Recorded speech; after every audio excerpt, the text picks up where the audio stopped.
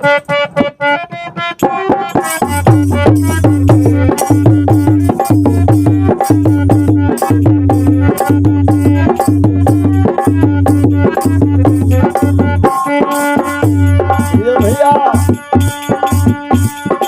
ये नवरात्र चलत है और नवरात्र में भक्त माता जी के बोहरावत है। कैसे का कहत है? कैसे का कहत हवा ये भैया? हाँ भक्त तोहर के पुकारे माई आई है जरूर, भक्त तोहर के पुकारे माई आई है जरूर, भक्त तोहर के पुकारे माई आई है जरूर, भक्त तोहर के पुकारे माई आई है जरूर, भक्त तोहर के पुकारे माई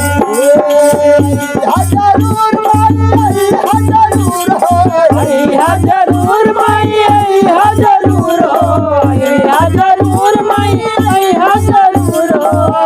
भक्त तोहर के पुकारे माई आई है जरूर, भक्त तोहर के पुकारे आई है जरूर, भक्त तोहर के पुकारे माई आई है जरूर, भक्त तोहर के पुकारे माई आई है जरूर।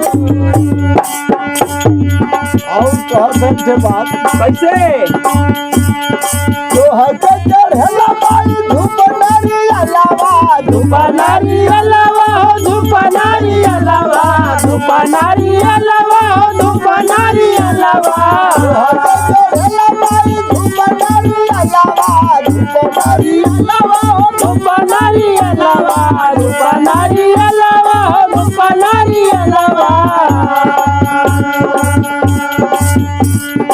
ये माई सत्य कदिया ना जाओ जाओ भक्त कहत माई से ऐसे माई सत्य कदिया ना ये रही है जरूर, माई सत्य कदिया ना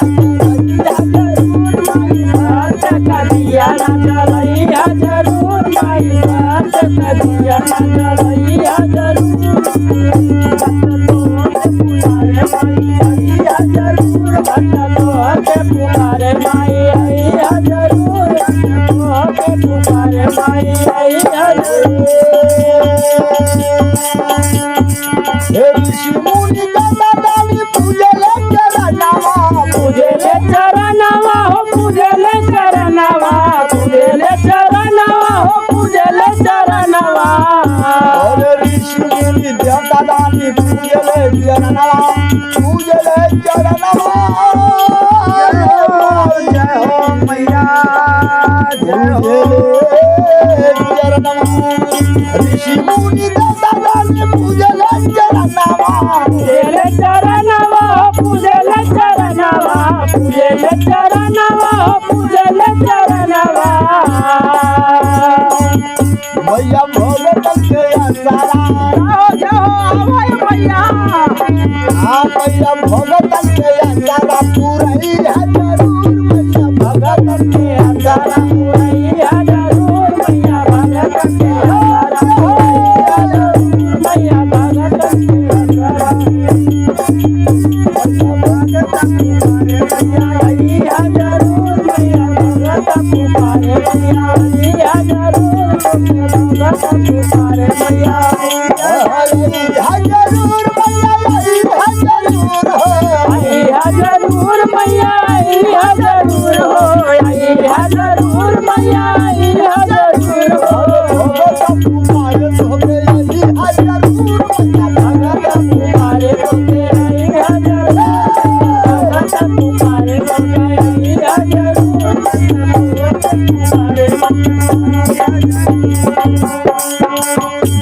लेकिन गाँव भक्त जो है गुरु का परिचय दे के माँ से कह रहा है। अरे का कहत बा ये भैया बतावो तनी। ये अरे कवि प्रेम सागर, कवि प्रेम सागर पूजले चरणवा, पूजले चरणवा हो, पूजले चरणवा, पूजले चरणवा हो, पूजले चरणवा। कवि प्रेम सागर जी पूजले चरणवा, अरे पूजले चरणवा। ये माय हो जय हो मैया, पूजले चरणवा, कवि प्रेम सागर जी पूजले चरणवा, कवि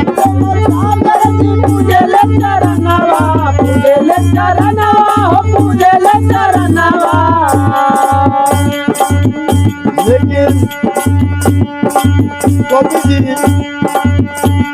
माता जी से एक बात और कहत हवन का कहत हवन कैसे का दवाया भैया अंकुल विष्णु के स्वर में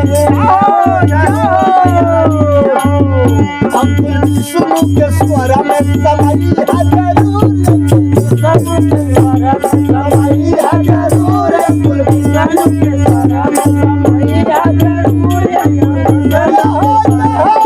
जरूर मैया भगत पुकारे मैया जरूर भगत पुकारे मैया